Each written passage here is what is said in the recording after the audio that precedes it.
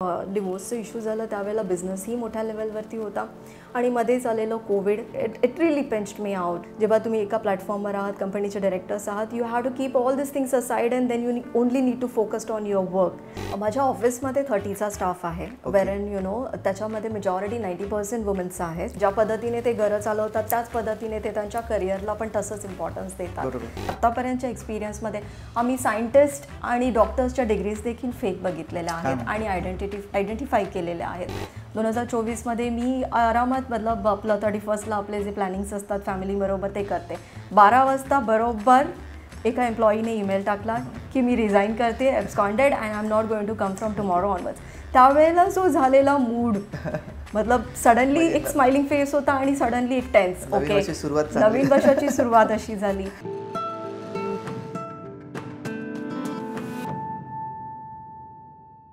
नमस्कार, स्वागत आहे तुमचं माझा मराठी उद्योजकच्या आणखीन एका या नवीन पॉडकास्टमध्ये. व्यवसाय आणि व्यवसाय रिलेटेड आपण डिस्कशन प्रत्येक पॉडकास्टमध्ये केलेतच आहेत.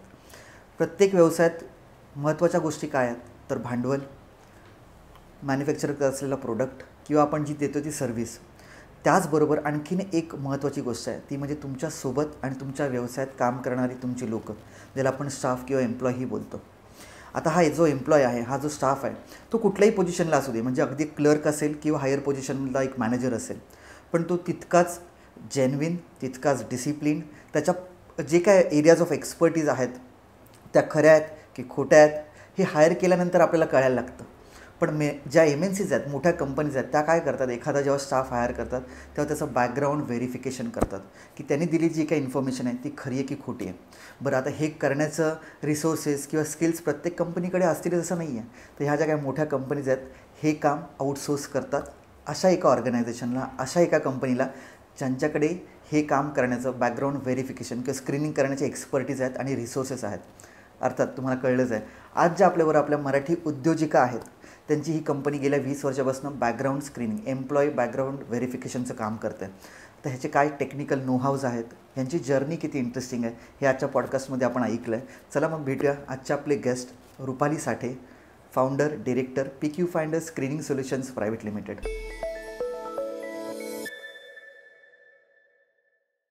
रुपाली मॅडम, स्वागत आहे तुमचं माझा मराठी उद्योजकमध्ये. थँक्यू, नमस्कार. फायनली इन पर्सन भेट झाली.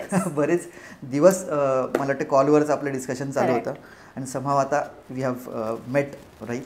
चलो पॉडकास्टला सुरुवात करूया. पहिलं तर हा खूप वेगळा विषय आहे, खूप वेगळा व्यवसाय आहे.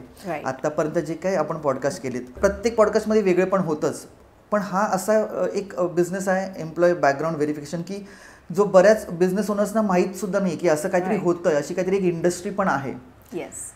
तर मग तुम्ही 20 वर्ष झालीत अर्थात, पण तरी पण जेव्हा सुरुवात केली तेव्हा हाच बिझनेस का निवडलात? First of all congratulations to you. तुम्ही 40 पॉडकास्ट कव्हर केले and I am a big fan of Digitrackers. मी प्रत्येक एपिसोड फॉलो करते and even like from each episode it like lot of learnings are there, तर ते मी स्वतःही implement करते. So हीच इंडस्ट्री का बेसिकली ही इंडस्ट्री बॅकग्राऊंड व्हेरिफिकेशनमध्ये आहे. तर बॅकग्राऊंड व्हेरिफिकेशनमध्ये एम्प्लॉईचं व्हेरिफिकेशन आपण करतो. एम्प्लॉई वेंडर्स असू दे, कंपनी असू देत, तर त्यांचं बॅकग्राऊंड व्हेरिफिकेशन कम्प्लिटली केलं जातं. ही स्पेसिफिकली इंडस्ट्री निवडण्याच्या मागचं रिझन माझं स्वतःचं करिअर याच इंडस्ट्रीबरोबर स्टार्ट झालं आणि या इंडस्ट्रीबरोबर काम करता करता जिथे मला अपॉर्च्युनिटी मिळाल्या तिथे मी हे इम्प्लिमेंट करत गेले. मग माझा फोटे जो आहे तो बिझनेस डेव्हलपमेंट, सेल्स आहे आणि त्याचबरोबर एम्प्लॉई बॅकग्राऊंड व्हेरिफिकेशन हे माझा मेन फोटे होता.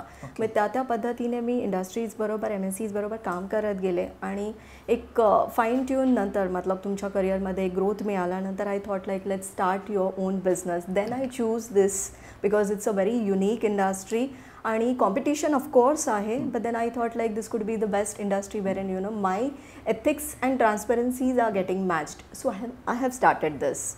सुपर. आणि ऑब्व्हियसली एक युनिक इंडस्ट्री आहे, कारण आपण म्हणतो ना, आणि कॉम्पिटिशन गरजेची आहे, कारण कॉम्पिटिशन नसेल तर we won't grow basically, right. So तुमचा वाय खूप क्लिअर आहे आणि ऑब्व्हियसली तुम्ही करिअरच त्या इंडस्ट्रीमध्ये स्टार्ट केलं, त्यामुळे ते सोपं झालं असेल की कोरिलेट होतात गोष्टी, कॉन्टॅक्ट्स होते, ते नो हाऊज होते की कसं करायचं व्हेरिफिकेशन वगैरे, आणि त्याच्या डिटेलमध्ये आपण जाऊच. पण त्याआधी एक थोडासा असा प्रश्न, कारण डिस्कशनमध्ये तुम्ही जे मला सांगितलं एक जो तुम्हाला मेजर सेटबॅक बसला होता. आता कुठलाही व्यवसाय म्हटलं ना की अप्स अँड डाऊन्स हे चालूच राहतात. आणि कॉम्पिटिशनमुळे पण असतील किंवा बाकी पण आपल्याला जो सर्वात मोठा सेटबॅक बसतो तो कधी असतो, तर जेव्हा पर्सनल लाईफमध्ये काहीतरी उलाढाल होतं. आणि असं सगळं चांगलं चालू असताना तुमच्या पर्सनल लाईफमध्ये एक मेजर सेटबॅक होता, that is you got divorced. Right. तर आणि ही खूप मोठी गोष्ट आहे. पर्सनल आणि प्रोफेशनल लाईफ इम्पॅक्ट म्हणजे अगदीच खूपच मेजर लेवलला मी म्हणेन होतं. पण त्यातनं तुम्ही सावरलात आणि आता पुन्हा तुमचा तो बिझनेस तुम्ही फ्लरिश केला आहे, ग्रो केला आहे. तर तो फेज कसा होता आणि त्यातनं तुम्ही बाहेर यासाठी काय केलं? कारण महिला उद्योजिका म्हटलं की ऑलरेडी इतके प्रॉब्लेम्स असतात. तर त्यांच्यासाठी मला एक मेसेज द्यायचा आहे की बघा कुठून कुठे जाऊ शकतो, जिद्द असली पाहिजे. Let's here. येस, तुम्ही जसे म्हणालात की लाईक जेव्हा आपण प्रोफेशनल प्लॅटफॉर्मवरती असतो तेव्हा तुम्हाला पर्सनल बॅकअप फार स्ट्रॉंग असावं लागतं.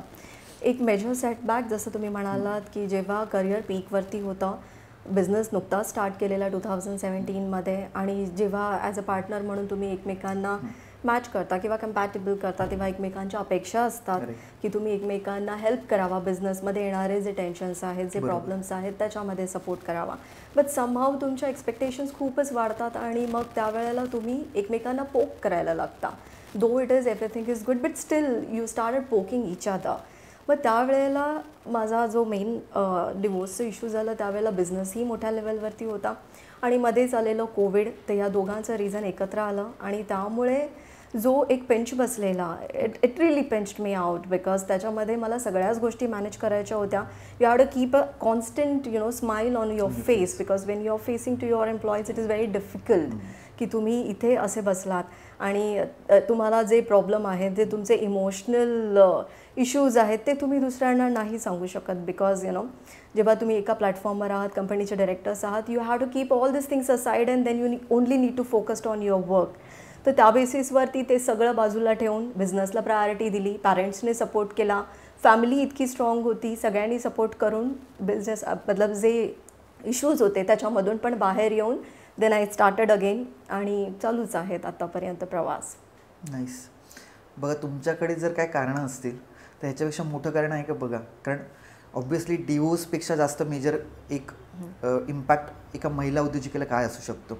अँड हॅट्स ऑफ की तुम्ही त्यातनंही बाहेर येऊन आज परत, आणि तुम्ही बोललात ती गोष्ट खरी आहे की जेव्हा आपण एखाद्या कंपनीचे डिरेक्टर ओनर असतो ना तेव्हा आपल्याला कुठेतरी ती लाईन एक ड्रॉ करायला लागते की कितीही पर्सनल लाईफमध्ये उलाढाल होऊ दे, कितीही इम्पॅक्ट होऊ दे, तो इम्पॅक्ट आपल्याला जेव्हा आपण ऑफिसमध्ये जातो तेव्हा तो चेहऱ्यावर किंवा आपल्या बॉडी लँग्वेजमध्ये नाही दिसला पाहिजे. आणि हीच लर्निंग मी माझ्या स्टाफलाही देत असतो की जेव्हा ऑफिसला येतो ना त्यात जो काय जो बॅगेज असेल तो त्या डोरच्या बाहेर उतरवायचा आणि ऑफिसमध्ये यायचं. ऑफकोर्स. आणि ते आपण जर फॉलो केलं as a leader, lead with an example, तरच तो स्टाफ करणार, तो एम्प्लॉई करणार. करेक्ट. स्टाफवरनं ठीक आहे, स्टाफवरनं आपण थोडं तो इम्पॅक्ट बाजूला ठेवून की तुमच्याकडे आता किती एम्प्लॉयमेंट आहे, किती जणांना तुम्ही रोजगार दिला आहे आतापर्यंत?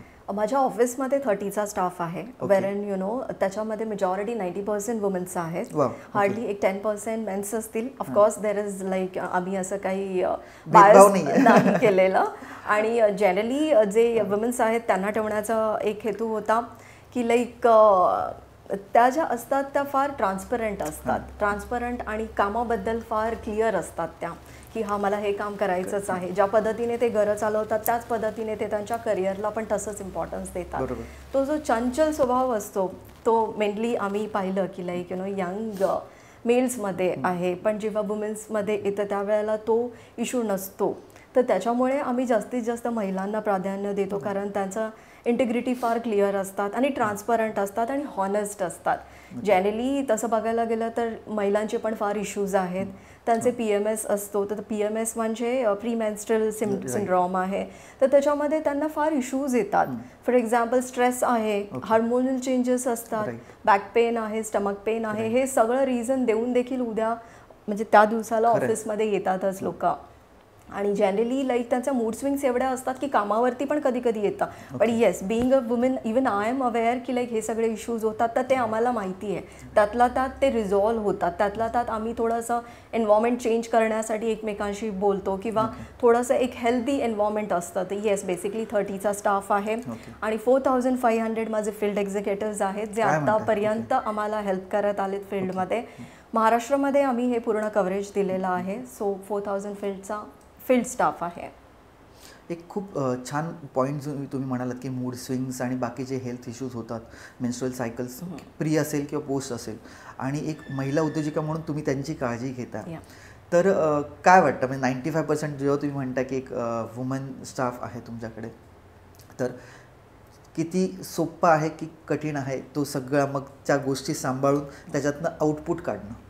Yes, of course. जेव्हा तुम्ही म्हणता की 90% वुमेन्स आहेत आणि फक्त एक 10% मेन्स आहेत, पण जनरली हे जे वुमेन्स असतात, जसं मी तुम्हाला सांगितलं की त्या पद्धतीने त्या बऱ्याच पद्धतीने क्लिअर असतात, कामांची पद्धत त्यांना माहिती असते. त्यांचे हे PMSचे इश्यूज आहेत, ऑफकोर्स हे अफेक्ट करतात. कारण एक आठवडा आधी त्यांना फार सारे सिम्पटम्स स्टार्ट होतात, तर ते कधी त्यांना सुट्टी घ्यावी लागते, क्रॅम्प्स इश्यू असतात जास्त. तर त्या सुट्टीचा पण आम्ही, जसं आम्हाला माहिती आहे की 90% वुमेन्स आहेत, तर त्यांचं बॅकअप आहे. जर एकाला सुट्टी हवं असेल तर दुसरा त्याच्यासाठी इमिडिएट अवेलेबल आहे. तर त्या पद्धतीने ते कामाचं बॅकअप एवढं चांगलं केलेलं आहे की तिला जर रेस्ट हवी असेल तर yes, she can take a rest, आणि त्याच वेळेला तिचं काम दुसरं जण हँडल करू शकतो. तर अशा पद्धतीने ते टीम मॅनेजमेंट प्रॉपरली केलेलं आहे. इनफॅक्ट त्यांनीच केलेलं आहे. जर त्यांना माहिती आहे हा इश्यू त्यांचा होतो, तर ते स्वतःच एकमेकांशी बोलून पूर्ण कव्हर करतात. नाईस. त्याला वर्क लाईफ बॅलन्स म्हणतात थोडक्यात. आणि जर तुम्ही हा पॉडकास्ट बघताय, एक फक्त महिला उद्योजिका आहे म्हणूनच तिने तिच्या ज्या स्टाफ आहेत फिमेल त्यांना समजून घेऊन त्या परीने त्यांच्या कलेने त्यांच्याकडनं आउटपुट काढणं, किंवा त्यांचे काय मूड स्विंग्स असेल, हेल्थ इश्यूज असतील, ॲडॉक ॲब्सेन्स असेल, कारण ऑब्व्हियसली बिझनेसला इम्पॅक्ट पडतो, पण तो का आहे हे समजून घेऊन त्यांना कुठेतरी तो जो एक बॅकअप दिला, एक म्हणतो ना आपण पाठीशी उभी आहे म्हणून. तर मला वाटतं एक महिला उद्योजिका असू दे किंवा पुरुष उद्योजक असू दे, तुम्ही तुमचा जर स्टाफ असेल, फिमेल स्टाफ असेल, तर तुम्ही ह्या गोष्टींची काळजी घ्या आणि त्यांच्या जे काही इश्यूज आहेत हे समजून कुठेतरी त्यांना एक बॅकअप दिला पाहिजे तुम्ही सुद्धा, बरोबर? Yes, of course. आता टेक्निकल बाजूकडे येऊया थोडंसं. एम्प्लॉई बॅकग्राऊंड व्हेरिफिकेशन किंवा स्क्रीनिंग एक्झॅक्टली काय, आता एक्झॅक्टली काय होतं, कुठल्या फेजमध्ये चालू होतं हे टेक्निकली, पण सोबतच एक थोडं साध्या सोप्या मराठी भाषेत समजून आम्हाला सांगितलं तर बरोबर. शुअर. एम्प्लॉई बॅकग्राऊंड स्क्रीनिंग हे असं आहे की जेव्हा तुम्ही ॲज अ एम्प्लॉयर जर तुम्ही स्वतःचा बिझनेस रन करत असाल आणि एम्प्लॉईज तिथून हायर करत असाल, तर त्यावेळेला त्या एम्प्लॉईचं बॅकग्राऊंड चेक करणं का इम्पॉर्टंट असतं ते मी तुम्हाला सांगते. जनरली जेव्हा कॅन्डिडेटला तुम्ही सिलेक्ट करता, त्यांच्या CV-मध्ये कधी कधी काही कॅन्डिडेट, मी नाही म्हणत सगळेच, पण काही कॅन्डिडेट्स त्यांच्या CV-मध्ये काही इन्फॉर्मेशन चुकीचीही लिहितात. चुकीची लिहिल्यामुळे तुम्हाला त्यांचं प्रोडक्टिव्हिटी समजत नाही. आपण इतकं ॲज अ बिझनेस पीपल आपण इतके हेजिटेट असतो, मतलब आपण इतके प्रॉम्प्ट असतो की CV पाहिली आणि त्या पर्सनला सिलेक्ट केलं, पण आपण हे पाहत नाही की लाईक ते नक्की त्यांनी काम केलं आहे, त्यांचं तेवढं एज्युकेशन आहे की नाही, किंवा ते दिलेल्या पत्त्यावरती राहतात की नाही. या सगळ्या गोष्टी देखील तुमच्यासाठी फार मॅन्डेटरी आहेत. So generally in background verification आपण कॅन्डिडेटचं बॅकग्राऊंड चेक करतो जे पर्सनल आणि प्रोफेशनल लाईफशी निगडीत असतं. पर्सनल इन द सेन्स ते राहतात कुठे, त्यांच्या अगेन्स्ट काही क्रिमिनल किंवा सिव्हिल रेकॉर्ड आहे का, जे पॅन इंडिया चेक केलं जातं आणि ते प्रत्येक कंपनीने करावं, कारण हेच MNCs आणि कॉर्पोरेट्समध्ये फॉलो केलं जातं, म्हणून त्यांची प्रोडक्टिव्हिटी आपल्या MSME SMEsपेक्षा जास्त असते. सो जनरली तिथे कॅन्डिडेटचं पर्सनल लेवलवरती चेक केलं जातं. प्रोफेशनल लेवलवरती कॅन्डिडेटने प्रिव्हियसली कुठे जॉब केला आहे, त्या जॉबमध्ये त्यांनी काही इश्यूज केलेत का, किंवा तिथे त्यांना त्यांच्या आणि एम्प्लॉयरमध्ये काही कुठल्या पद्धतीचे डिस्प्यूट्स होते का, हे देखील चेक केलं जातं. त्याच्यामध्ये त्यांचं एज्युकेशन, जे एज्युकेशन सर्टिफिकेट्स असतात, ते एज्युकेशन सर्टिफिकेट नक्की त्याने ती डिग्री केलेली आहे की नाही. जनरली आपण म्हणू डिग्री सर्टिफिकेट जर शो केलं तर आपल्याला कशाला विचारायची गरज आहे. पण मी तुम्हाला एवढं सांगू शकते की आत्तापर्यंतच्या इंडस्ट्रीमध्ये, या आत्तापर्यंतच्या एक्सपिरियन्समध्ये आम्ही सायंटिस्ट आणि डॉक्टर्सच्या डिग्रीज देखील फेक बघितलेल्या आहेत आणि आयडेंटिफाय केलेल्या आहेत. त्याच्यामुळे डिग्री आणि आत्ता जे वर्ल्ड आहे त्याच्यामध्ये एखादी गोष्ट फोर्ज करणं, टॅम्पर्ड करणं फार इझी आहे.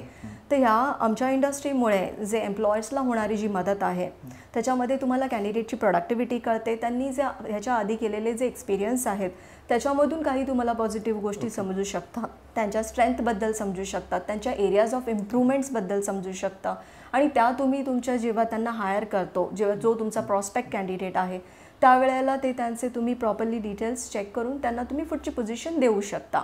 ओके. सो बेसिकली हे फक्त आणि फक्त एम्प्लॉईजसाठी रिलेटेड नाही आहे. हे तुम्ही वेंडर्स जेव्हा हायर करता तुमच्या पॅनलवरती तेव्हाही तुम्ही हे व्हेरिफिकेशन करू शकता.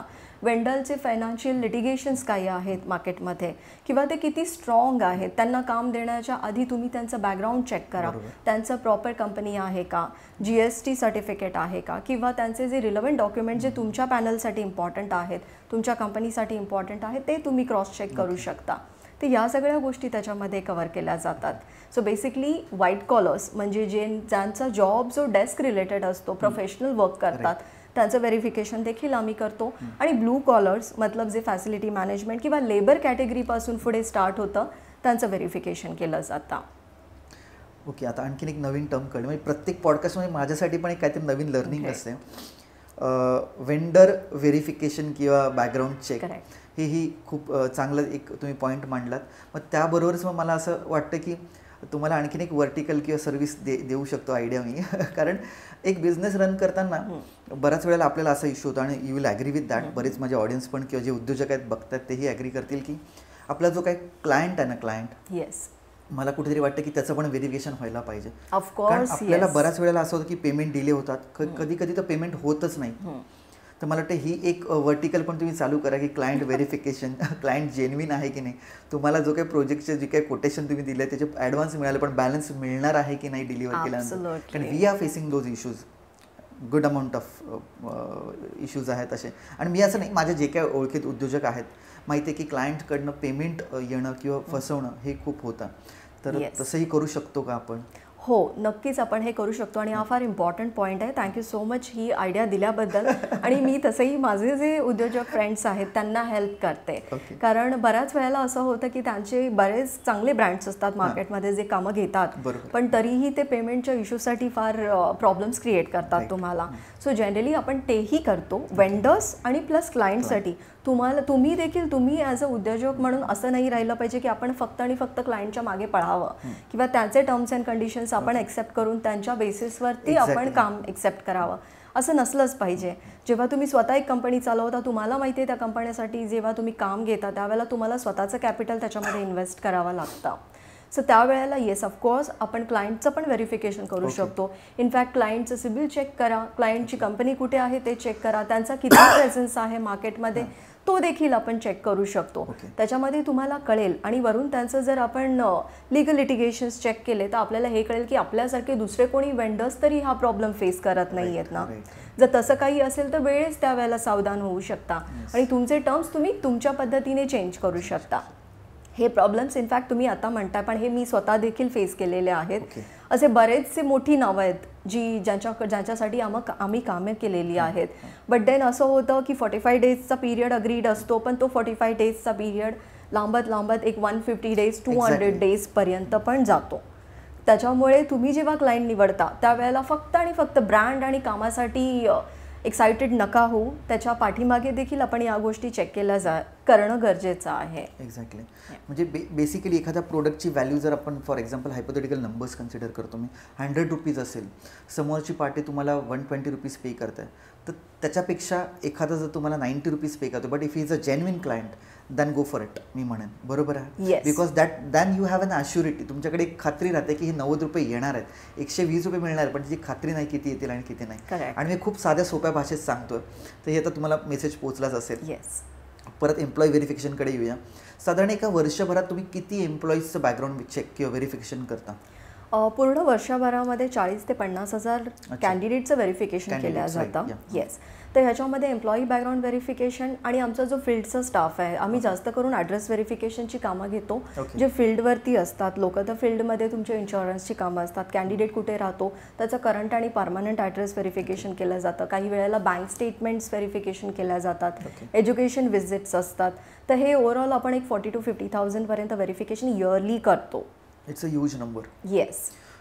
आता तुमचे जे काही कस्टमर्स असतील किंवा क्लायंट्स असतील, कारण आय डोंट नो काय चार्जेस आहेत, आपण तेही डिस्कस करूया. बेसिकली MNCs आहेत की जे स्मॉल अँड मीडियम बिझनेसेस आहेत तेही तुमच्याकडे ॲज अ क्लायंट म्हणून येतात? कारण कॉस्टिंग वाईज कसं आहे, if I want to get into this particular service, की मलाही माझे जे काही स्टाफ हायर केले त्यांचं व्हेरिफिकेशन करायचं, तर how feasible it is from an monetary perspective?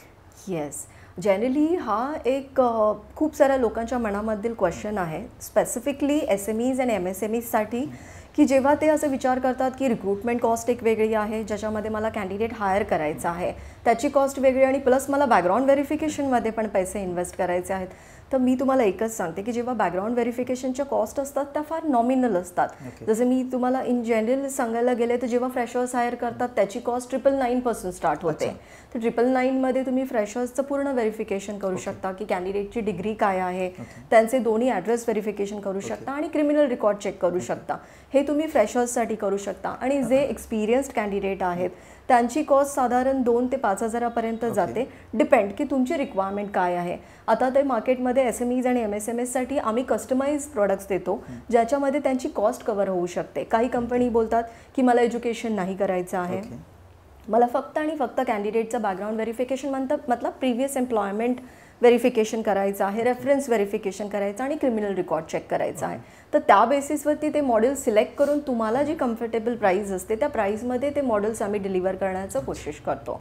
So basically prices हा कन्स्ट्रेंट नाही आहे. आणि जसं तुम्ही म्हणालात की फक्त MNCs, मी तर आता हे म्हणेल की मी आता MNCsला जास्त टार्गेट करत नाही आहे. हां, मी काम केलं 1-8 वर्ष बऱ्यापैकी MNCsला सर्व करते आहे, पण इथून पुढचा जो मी प्रवास आहे तो मी फक्त आणि फक्त SME आणि MSMEसाठीच करणार आहे, कारण तो एक अवेअरनेस त्यांच्यापर्यंत पोहोचणं गरजेचं आहे. स्वतः एक उद्योजिका म्हणून किंवा माझे जे उद्योजक फ्रेंड्स आहेत ते बऱ्यापैकी कंपन्या खूप चांगल्या लेवलला चालवतात, पण हा एक मेजर सेटबॅक आहे की ते जेव्हा म्हणतात की कॅन्डिडेटचं CV जेव्हा बघताना आपण बघतो फार अट्रॅक्टिव्ह वाटतं, पण जेव्हा आपण त्यांना हायर करतो त्यावेळेला असं दिसतं की 2 महिन्यामध्ये 3 महिने काय कॅन्डिडेट जे त्यांनी लिहिलेलं आहे CVमध्ये त्या पद्धतीने ते रिॲक्टच करत. हां, एक्झॅक्टली तेवढ्या प्रोडक्टिव्हिटीज देत नाही आहेत. इनफॅक्ट आम्हाला त्यांच्याबरोबर बसावं लागतं आणि त्यांना ट्रेनिंग द्यावी लागते. आणि तेव्हा जेव्हा ते मला ते CVs पाठवतात त्यावेळेला मी त्यांना सांगते की हा एक्सपिरियन्स त्यांचा नव्हताच, हे इथे कामच नाही केलेलं. मग त्यावेळेला त्यांना तो होणारा पश्चाताप आहे. ते जनरली तुमचं पूर्ण प्रोडक्टिव्हिटी ड्रेन करतं, तुमचा वेळ वाया घालवतो. त्यापेक्षा ही जी कॉस्ट आहे जी of course it is like comfortable आहे सगळ्यांसाठीच, where you can obtain the services. तुम्ही जे म्हणाल ना की कस्टमाइज पॅकेज आहे, म्हणजे बॅकग्राऊंड व्हेरिफिकेशनमध्ये पण बकेट्स आहेत का? हो, बॅकग्राऊंड व्हेरिफिकेशनमध्ये पण बकेट्स असतं. जसं मी तुम्हाला म्हणाले की एक फ्रेशर्सची कॅटेगरी असते आणि एक एक्सपिरियन्स कॅन्डिडेटची कॅटेगरी असते. फ्रेशर्ससाठी तरी तुम्हाला बोलतात ना की 2-3 व्हेरिफिकेशन करून देखील तुम्ही त्यांना ऑनबोर्ड करू शकता, कारण तिथे तुम्हाला स्वतःहून ट्रेनिंग देणं भागच आहे. पण जेव्हा तुम्हाला एक्सपिरियन्स पर्सन पाहिजे कंपनीमध्ये, ज्याला क्विकली आपण बोलतात ना एक जॉब असेल तो क्विकली त्याने स्टार्ट करावा, त्यासाठी जेव्हा तुम्ही हायर करता तेव्हा त्याचं एम्प्लॉयमेंट व्हेरिफिकेशन होतं, त्याच्यामध्ये एज्युकेशन होतं, ॲड्रेस व्हेरिफिकेशन केला जातो, रेफरन्स व्हेरिफिकेशन त्यांच्या इमिडिएट सुपरवायझर्सकडून ऑब्टेन केले जातात. आणि फॉर एक्झाम्पल जसं क्रिमिनल रेकॉर्ड व्हेरिफिकेशन मी म्हणाले, जे आत्ताच्या जनरेशनमध्ये हे फार इम्पॉर्टंट आहे, हे केलंच पाहिजे प्रत्येक इंडस्ट्रीने. करतो तुम्हाला क्रिमिनल व्हेरिफिकेशन जे म्हणताय तुम्ही, क्रिमिनल रेकॉर्ड व्हेरिफिकेशन बेसिकली हे तुम्ही कसं करता? कारण थोडीशी ती आता क्युरियोसिटी आहे की एक्झॅक्टली ते कशी प्रोसेस असतं तुमची? क्रिमिनल रेकॉर्ड व्हेरिफिकेशन जे आहे हे पूर्णपणे पॅन इंडिया मतलब जे कोडचा डेटाबेस असतो, हा कोडचा डेटाबेस एक एकत्र सॉफ्टवेअरमध्ये असतो. त्याच्यामध्ये आम्ही हे कॅन्डिडेटचे व्हेरिफिकेशन क्रॉस चेक केले जातात. त्याच्यामध्ये कॅन्डिडेटचे सिव्हिल जे प्रॉपर्टी किंवा कोणतेही सिव्हिल रिलेटेड इश्यूज असतील ते कव्हर होतात, FIRs कव्हर होतात आणि क्रिमिनल रिलेटेड जे पण त्यांचे काही केसेस असतील ते देखील त्याच्यामध्ये कव्हर केल्या जातात. आता तुम्ही म्हणाल की डिवोर्सच्या केसेस याच्यामध्ये कव्हर होतात. हां, ह्याच्यामध्ये सिव्हिल याच्यामध्ये डिवोर्सच्या केसेस असतात, पण तेच जर मेजर म्हणजे जर कोणता ऑफेन्स असेल किंवा डावरी इश्यूज असतील किंवा क्रिमिनल ऑफेन्स असेल तर ते देखील याच्यामध्ये कव्हर होतात. मग जनरली जे तुम्ही स्वतः ॲज अ उद्योजक तुम्ही स्वतः डिसाईड करू शकता की तुमच्यासाठी काय इम्पॉर्टंट आहे. जनरली एखाद्यावरती डिवोर्स केस असेल तर ती निग्लिजिबलच असली पाहिजे, because nowadays divorce is a very common thing. आणि जर क्रिमिनल असेल तर तिथे तुम्हाला जास्त हायलाईट केलं पाहिजे, तिथे बघितलंच पाहिजे की कॅन्डिडेट खरंच कोणत्या तरी हिट अँड रन केसमध्ये अडकलेला आहे किंवा त्याच्या अगेन्स्ट कोणीतरी IPCचे ॲक्ट्स टाकलेले आहेत. तर याच्यामध्ये कॅन्डिडेटला प्रत्येक वेळेला सुट्टी घेऊन तो तिथे जाणार, त्याची ती माइंडसेट तशी बनवलेली असते. त्याच्यामुळे तुमच्या बिझनेसवरती पण ह्याचा इम्पॅक्ट होऊ शकतो, तुमचं नाव तिथे खराब होऊ शकतो. तर या बेसिसवरती MNCs नेहमी चेक करतात की कॅन्डिडेटचं बॅकग्राऊंड व्हेरिफिकेशन काय आहे, त्याचं खरंच काही लिटिगेशन्स आहेत का, सोशल मीडियावरती काही अनवॉन्टेड ब्लॉग्स आहेत का, हे देखील चेक केलं जातं. याच व्यतिरिक्त जसं तुम्ही म्हणालात की आपण मॉडेल बेसिसवरती देतो, राईट, की पिक अँड चॉईस ऑप्शन्स आहेत की तुम्ही ॲड्रेस आणि फक्त एज्युकेशन करा, एम्प्लॉयमेंट आणि रेफरन्स करा. याच पद्धतीने जे IT कंपनीज आहेत त्यांच्यासाठी ड्रग व्हेरिफिकेशन असतं. ड्रग व्हेरिफिकेशनमध्ये जसं कॅन्डिडेटचं पुरं ड्रग टेस्ट केली जाते. ड्रग टेस्टमध्ये आपल्याला कळतं की कोणता कॅन्डिडेट अल्कोहॉलिक आहे किंवा त्याच्यामध्ये ड्रग्सची मात्रा किती आहे. हे सगळ्या गोष्टी किंवा अँटी डिप्रेशनची पिल्स जर कोणी खात असेल तर ते पिल्सची पण त्याच्यामध्ये आयडेंटिफिकेशन केलं जातं. तर हे सगळे प्रोडक्ट्स असतात जे इंडस्ट्री टू इंडस्ट्री डिफर करते. For example facility management company आहे, तर फॅसिलिटी मॅनेजमेंट मतलब लेबर कॅटेगरी आली किंवा हाऊसकीपिंग स्टाफ आला किंवा मेड आली, त्याच्यामध्ये तुमचे सिक्युरिटी गार्ड आहेत, तर त्यांच्यासाठी क्रिमिनल रेकॉर्ड करणं हे फार इम्पॉर्टंट आहे.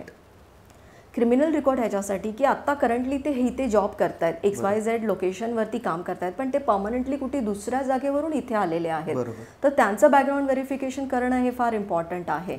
तर त्याच्यामध्ये जनरली आपण त्यांचं पोलीस क्लिअरन्स सर्टिफिकेट करतो आणि त्यांचंच पूर्णपणे जसं मी म्हणाले की क्रिमिनल रेकॉर्ड चेक कोर्ट आणि पोलीस या दोघांच्या हेल्पमधून ते व्हेरिफिकेशन केलं जातं. ओके, तुम्ही जे आता म्हणात की ड्रग अँड अल्कोहोल थोडंसं जे काय असेल त्याच म्हणजे मला तोच तुम्ही जे सांगताना असा थोडासा प्रश्न पडला की ह्या ज्या काय व्हेरिफिकेशन्स तुम्ही करता, बॅकग्राऊंड असेल, एज्युकेशन असेल, त्याबरोबर एक मेडिकल हिस्ट्रीचं व्हेरिफिकेशन पण करता का? आणि हा प्रश्न का विचारतो आहे कारण मी जेव्हा MNCमध्ये जॉबला होतो माझ्या बिझनेसच्या आधी, तेव्हा बरेच इंटरव्ह्यूज घेतले आणि बरीच मोठी टीम माझ्या अंडर होती. तेव्हा असं व्हायचं की हायर करताना आपल्याला लक्षात येत नाही, पण जेव्हा तो एनरोल होतो किंवा ऑनबोर्डिंग होते आपली, तेव्हा नंतर मग एक 2 months 3 months down the line लक्षात येतं की अरे ह्याला एक मेडिकल हिस्ट्री आहे अँड बिकॉज ऑफ विच तो एम्प्लॉई, तो स्टाफ काहीतरी एक लिव्ज, ॲडॉक लिव्ज घेतो आहे किंवा ॲब्सन्स खूप आहे आणि जेन्युइन असेल त्या केस, पण त्याच्यामुळे आपल्याला बिझनेस इम्पॅक्ट होतो आहे.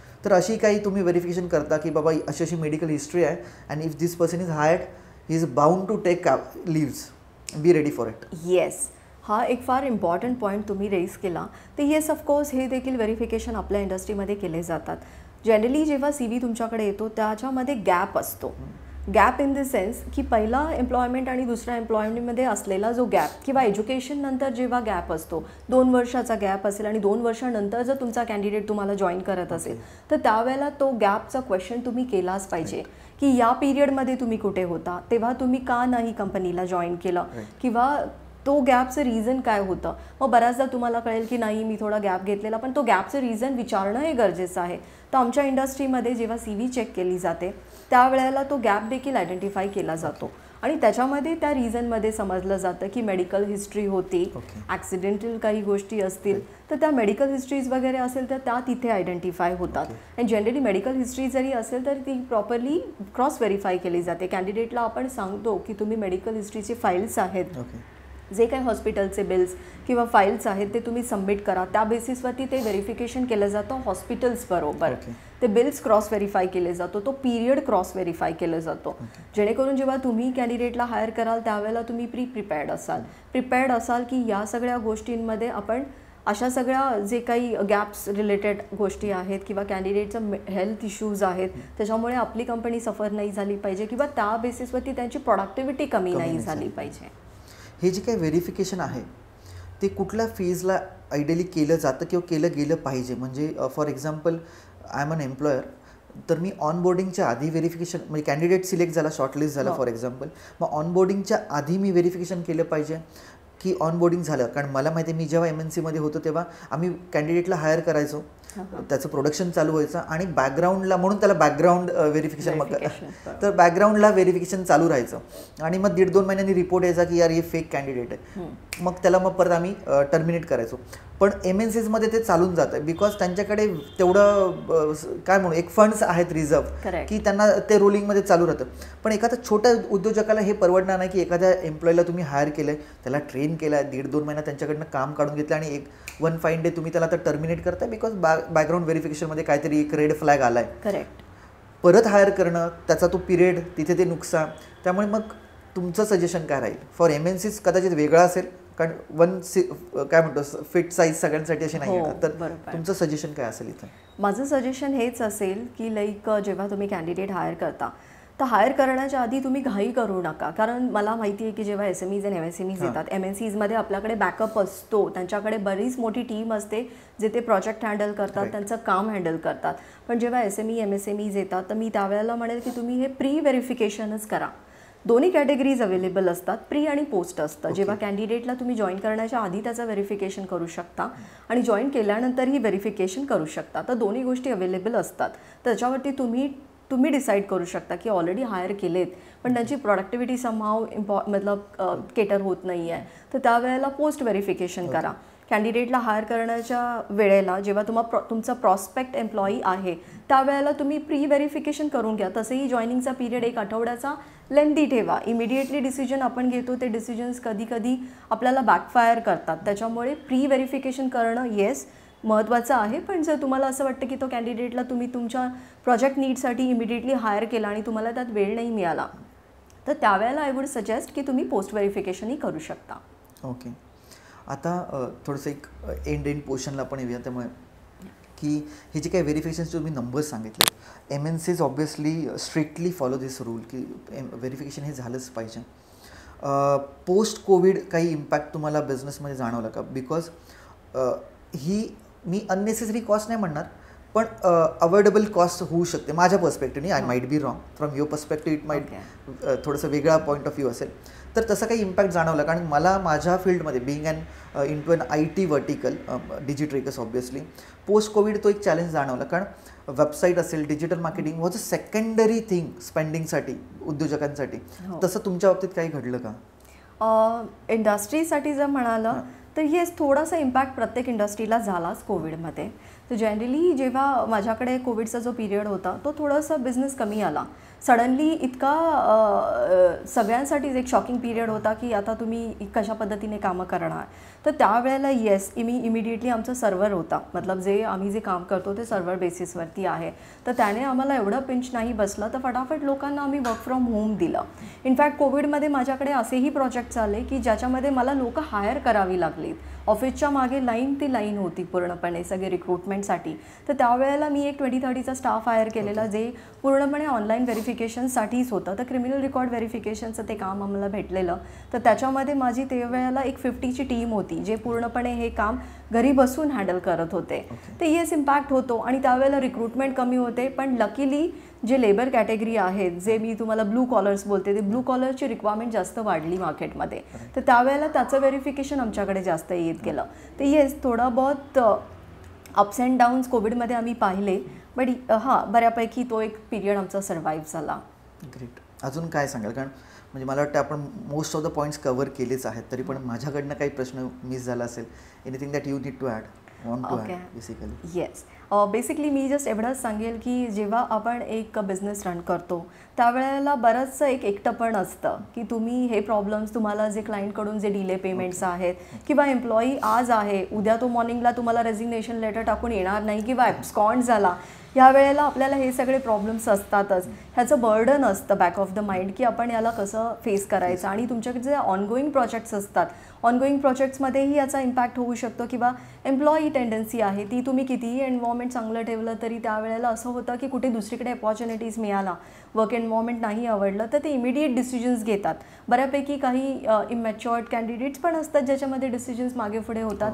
आणि तो जो तुम्हाला इम्पॅक्ट होतो तो इम्पॅक्ट असा असतो की तुम्ही ते एकटं सहन करणारे आहात. तुम्हाला सगळंच मॅनेज करायचं असतं. भले तुमच्याकडे अकाउंटिंग टीम असू दे, IT टीम असू दे, मार्केटिंग टीम असू दे, बट तुम्हाला ॲज अ बिझनेस ओनर जे प्रॉब्लेम्स आहेत ते तुम्हाला असं वाटतं की तुम्ही ते एकटे हँडल करता आणि बऱ्याचदा एकटेच हँडल करावे लागतात. त्याच्यामध्ये जसं मी म्हणाले एकटं पण येतं. तुम्हाला असं वाटतं की हे प्रॉब्लेम्स मी करू कोणाबरोबर शेअर.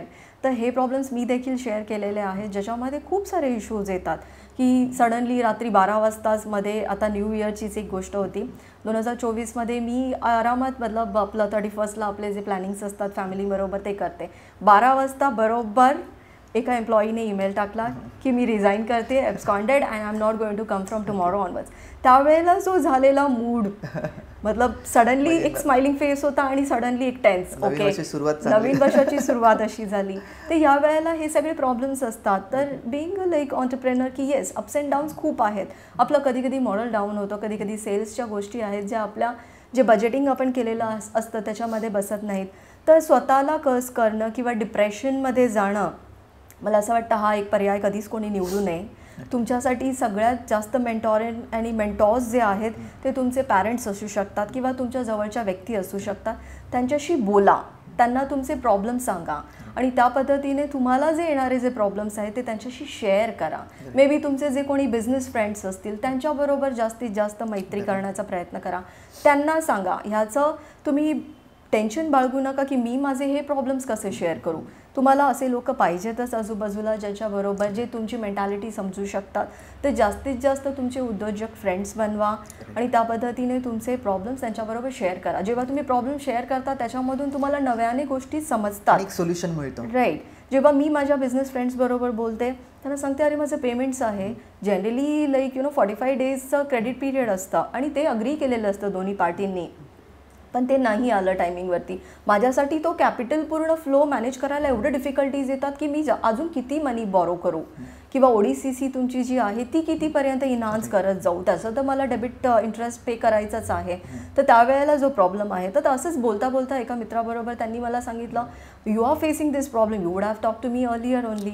तू हे जर सांगितलं असतंस तर मी तुला तेव्हाच सोल्युशन सांगितलं असतं. तर तेव्हा ते म्हणाले तुझी जर कंपनी MSMEमध्ये जर फॉल होत असेल, MSME कॅटेगरीमध्ये येत असेल, तर बेसिकली तू हे MSME समाधान म्हणून एक वेबसाईट आहे जी गव्हर्नमेंटची आहे, तिथे तू ही केस रजिस्टर कर. ही ॲज अ कंप्लेंट म्हणून रजिस्टर करू शकते. जनरली मोठ्या कंपन्यांना किंवा दुसऱ्या कंपन्यांना थोडंसं एक बोलतात ना की थोडंसं एक थ्रेटन होऊन जातं की अरे ही MSMEमध्ये गव्हर्नमेंटच्या अंडर तुम्ही केस रजिस्टर केलेली आहे. तर त्यावेळेला मे बी ते रिझन ऐकून तुमचं पेमेंट लवकरही निघू शकतं. आणि ॲक्च्युली हा जो त्यांनी दिलेला सल्ला होता हा मला खरंच वर्कआउट झाला. मी MSMEमध्ये केस रजिस्टर्ड केली, 2 कंप्लेंट्स टाकलेल्या. दोघांपैकी एका क्लायंटने पेमेंट दुसऱ्या दिवशी रिलीज केला, दुसरे क्लायंट आहे ज्यांच्याबरोबर बोलणं चालूच आहे, मे बी तेही रिझॉल्व्ह होईल. सो जनरली डिप्रेशन आणि एन्झायटीज ह्या असणारच आहेत, हे आपण स्वतः एक्सेप्ट केलेलं आहे ॲज अ उद्योजक. Part and parcel of business. Yes, of course it is a part and parcel of business आणि त्याला हॅपीली एन्जॉय करा, खुश राहा आणि त्याच्यामध्येच बिझनेस ग्रो होऊ शकतो. काळजी करण्यापेक्षा आपण काही नक्की पुढे करू शकतो, आणखी कसा बिझनेस वाढवू शकतो ह्याच्यावरच कॉन्सन्ट्रेशन जास्त केलं पाहिजे. सुपर. खूप छान मेसेज पण दिला मॅडमनी की येस, डिप्रेशन, अँझायटी, बरेच इश्यूज येतात बिझनेस रन करताना आणि त्यामुळे तुम्हाला कुठेतरी एक बिझनेस सर्कल असणं खूप गरजेचं आहे, ज्यांच्याबरोबर तुम्ही हे डिस्कस कराल. योग्य माणसांबरोबर डिस्कस केलं तर योग्य सोल्युशन मिळेल, चुकीच्या माणसांबरोबर डिस्कशन केलं तर आणखीन टेन्शन मिळेल. ही गोष्ट खरी आहे. आणि त्याचबरोबर जेव्हा असे काही प्रॉब्लेम्स येतात तेव्हा माझा मराठी उद्योजकचे पॉडकास्ट बघत जा, त्याच्यातनं पण कदाचित तुम्हाला बरेच सोल्युशन्स मिळतील. I completely agreed. कारण मी जेव्हा तुमचे पॉडकास्ट पाहिलेले आहेत, लास्ट वीकमध्ये पण जे तुम्ही आय थिंक एक पॉडकास्ट होता तुमचा, महिला उद्योजकच होत्या, तर त्यांनी त्यांचे प्रॉब्लेम्स की इनिशियली जेव्हा त्यांनी बिझनेस स्टार्ट केला घरातल्यांचा अपोज आणि MBA केल्यानंतर त्यांनी परत तो बिझनेस स्टार्ट केला. तर येस ऑफकोर्स लाईक या सगळ्या गोष्टी मॅटर करतात. त्यांच्यामधून पण काही लर्निंग्स आहेत ज्या मी स्वतः इम्प्लिमेंट केल्या की हां पुढे आणखी चालत जायचं, आणखी तुमची इंटिग्रिटी, ट्रान्सपरन्सी ह्या जे तुमच्या क्वालिटीज आहेत या आणखी पुढे ठेवा आणि त्या पद्धतीनेच बिझनेस जास्त भेटू शकते. तुमच्याबरोबर जी असणारी माणसं आहेत, जी काम करणारी माणसं आहेत, तुमचे फील्डचं स्टाफ असू दे किंवा तुमचं ऑफिस स्टाफ असू दे किंवा तुमचा हाऊसकीपिंग स्टाफ असू दे, त्यांच्याबरोबर तुमचं जे राहणारं जे एक रिलेशनशिप आहे ते नेहमीच एक रिस्पेक्टफुल असणं गरजेचं आहे आणि त्यानेच जास्तीत जास्त बिझनेस आणि रिलेशनशिप बॉन्डिंग होते. त्याच्यामुळेच एकमेकांना आपण सपोर्ट करू शकतो आणि त्याच पद्धतीने पुढे काम घेऊ शकतो. मॅडम, शेवटचा एक प्रश्न. महिला उद्योजिका म्हणून इतकी मोठी जर्नी आहे तुमची, तुम्ही खूप बाकी गोष्टीही अनुभव तुमचा पाठीशी आहे. मराठी तरुणींना काय मेसेज द्याल जेणेकरून त्या व्यवसायाकडे वळतील, व्यवसायात येतील? हो, नक्कीच. माझा एकच मेसेज असेल सगळ्यांसाठी आणि स्पेसिफिकली वुमन ऑन्टरप्रेनर्सला की तुम्ही जे गव्हर्मेंट स्कीम्स आहेत जे स्पेसिफिकली लिहिलेलं असतं की लाईक वुमन ऑन्टरप्रेनर्ससाठी तुम्हाला या स्कीम्स गव्हर्मेंटच्या अवेलेबल असू शकतात, ह्याच्यावरती डिपेंड न राहता स्वतःचा कॅपिटल, स्वतःची जी काही क्षमता आहे ती तिथे तुम्ही लावा. दुसऱ्या गव्हर्मेंट स्कीम्सवरती किंवा कॅपिटल जर हातामध्ये नसेल तर त्यावेळेला बिझनेस स्टार्ट करणं इट इज व्हेरी डिफिकल्ट. जेवढ्या फास्ट पद्धतीने तुम्ही स्टार्ट कराल तेवढ्याच फास्ट पद्धतीने तुम्ही पडण्याचेही चान्सेस असतात. त्याच्यामुळे तुम्ही स्वतःची पहिल्यांदा मानसिक पद्धतीने तुम्ही रेडी व्हा की लाईक मला हा बिझनेस करायचाच आहे. आणि येस ऑफकोर्स बिझनेसबरोबर तुम्हाला तुमची फॅमिलीही सांभाळायचीच आहे. त्याच्यामुळे या सगळ्या गोष्टी आणि जेव्हा तुम्हाला या दोघा गोष्टींचं मॅचेस कळतात आणि तुम्हाला जो आवडेल तोच करिअर तुम्ही सिलेक्ट करा, ज्याच्यामध्ये तुमची क्वालिटी तुम्ही दाखवू शकता, तुमचं ट्रान्सपरन्सी दाखवू शकता आणि तुमच्या निष्ठेने तो बिझनेस तुम्ही पुढे चालवू शकता. जेव्हा डाऊनफॉल येतो त्यावेळेला आपण न घाबरता त्याच्या पुढे जाऊ शकतो. त्याच्यामध्ये येणारे जे सोल्युशन्स आहेत, मग ते फायनान्शियल प्रॉब्लेम्स येऊ देत किंवा तुमचे बिझनेस रिलेटेड इश्यूज येऊ देत, ते आपल्याला टॅकल करता आलेच पाहिजेत. ॲज अ वुमेन तुम्ही स्वतःसाठी एक वेगळा स्टँड नका करू, मार्केटमध्ये असं नका दाखवू की like I am a women and I should like gain more attention of it. तसं काहीही गरजेची नाही आहे. आताचे जे कॉम्पिटिशन्स आहेत हे मेल आणि फिमेल हे इक्वली दोन्ही गोष्टींना बॅलन्स्ड आहेत. त्याच्यामुळे या कॅटेगरीसाठी नका येऊ. तुम्हाला जसं आत्ताचं कॉम्पिटिशन आहे त्या कॉम्पिटिशननुसारच स्वतःला ठेवलं पाहिजे आणि स्वतः तसा बिझनेस पुढे घेतला पाहिजे. सुपर. नक्कीच हा मेसेज म्हणजे मराठी तरुणी आहे यांच्याबद्दल पोचल्यावर त्यांना कुठेतरी त्याच्यातनं आउटपुट किंवा एक काय म्हणतो एक टेकअवे असणारच आहे आणि तो फायदा होईलच. तुम्ही बरीच आज टेक्निकल माहिती दिलीत, एक वेगळा व्हर्टिकल आपण डिस्कस केला, त्याच्यातनं कदाचित एक नवीन आता मराठी उद्योजक घडेल किंवा घडतील अशी अपेक्षा करतो. तुम्ही दिलेल्या वेळेबद्दल माहितीबद्दल पुन्हा एकदा तुमचे धन्यवाद. Thank you so much. हा पॉडकास्ट पण परत एकदा खूप टेक्निकल पॉडकास्ट झाला आहे, त्यामुळे हा पॉडकास्ट पण तुम्हाला आवडला असणार याची खात्री आहे. एक नवीन व्हर्टिकल घेऊन आलो आहे, एम्प्लॉय व्हेरिफिकेशन किंवा बॅकग्राऊंड चेक, बॅकग्राऊंड स्क्रीनिंग. शब्द वेगळा असला तरी काम तेच आहे आणि ते तितकंच महत्त्वाचं आहे. तर 2 गोष्टी इथे आता कन्क्लूड करताना मी बोलतो आहे, टेकअवेज आहेत. एक की जर तुम्ही उद्योजक असाल तर तुम्ही जो स्टाफ हायर केलेला असाल, भले तो आधी केला असाल किंवा आत्ता करताय, त्याचा व्हेरिफिकेशन करून घ्या. भविष्यात त्याचा इम्पॅक्ट पडण्यापेक्षा आत्ता केलेलं बरं. आणि चार्जेस आपण ऐकलेत पॉडकास्टमध्ये, रिकॉल होत नसतील तर पुन्हा रिवाइंड करून बघा, पण चार्जेस आपण ऐकलेत. It's not a big ticket size, खूप छोट्या म्हणजे एक तिकीट साईज आहे, आपण करू शकतो. म्हणजे तो आपण MNCच असलं पाहिजे असं काही गरज नाही. सेकंड टेकअवे, जर उद्योजक नसाल तर असाही काहीतरी एक नवीन व्यवसाय तुमच्या कानावर पडला आहे, तुम्ही स्वतःची एक फर्म चालू करू शकता.